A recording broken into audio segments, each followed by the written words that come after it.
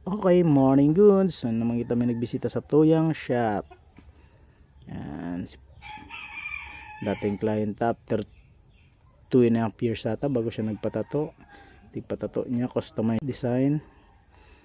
Alien. Tamang patortalibong kita.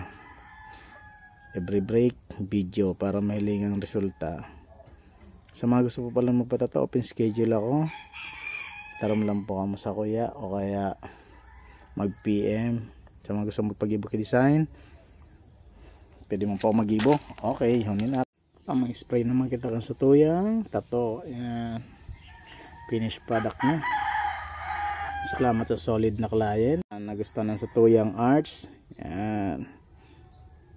After 7.5, medyo nahali kita digdi. Tamang kuti-kuti pa, no? Sa mga gusto mo patato dyan, rekta lang po sa Tuyang Messenger.